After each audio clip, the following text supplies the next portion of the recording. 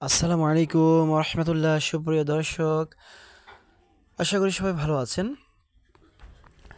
তো আমার বাসায় একজন মেহমান আসবে, যখনই এরকম সংবাদটা হইলো, তো আমার বাচ্চারা তো আনন্দে মহা খুশি। তো যাক, তারপরে চিন্তা করা হচ্ছে যে তো মেহমানদারির জন্য কি করা যায়। তারপরে একটা সিদ্ধান্ত হলো যে আমার যে মিনি খামারটা আছে, তো এই খামার থেকে যে একটা সুন্দর একটা মুরগি আছে, এটাকে আমরা একটা নামে ডাকি। সেই নামটা হচ্ছে ফুটকি। আসলে এর গায়ে অনেক সুন্দর সুন্দর মানে যে ফোঁটা আছে, তো এই জন্য এটাকে ফুটকি নাম দেওয়া হয়েছিল। তো এটাই বেশ বড়সড় ছিল আমার মিনি খামারের মধ্যে। তো এটাকে ধরে নিয়ে আসলাম আমি আমার বাবাজি গিয়ে। তো এটার ওজন মোটামুটি 1.5 থেকে 2 কেজি এরকম হবে। তারপরে এই মুরগিটা ধরে এনে আমি আর আমার মুসাবজি জবাই করলাম।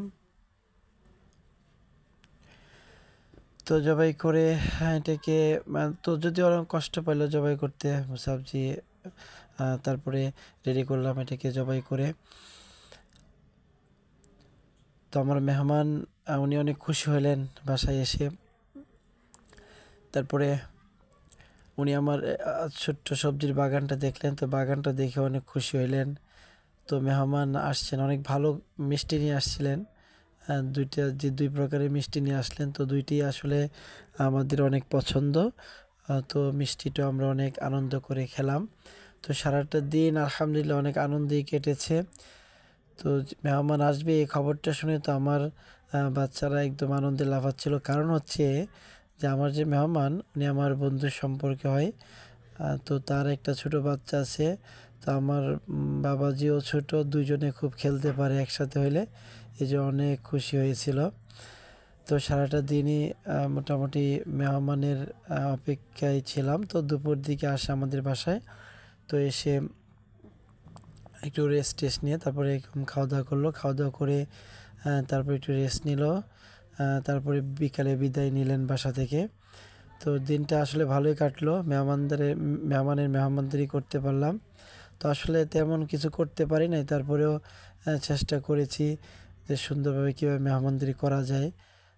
তো যাক, মেহমানও আশা করি আল্লাহর মধ্যে খুশি হয়েছেন।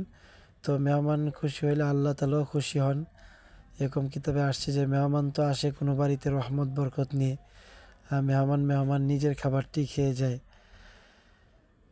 তো কিছু মেহমানদারি করতে পারলাম, এই জন্য আল্লাহ তাআলার শুকরিয়া যে আল্লাহ তাআলা আমাকে তৌফিক দিয়েছেন।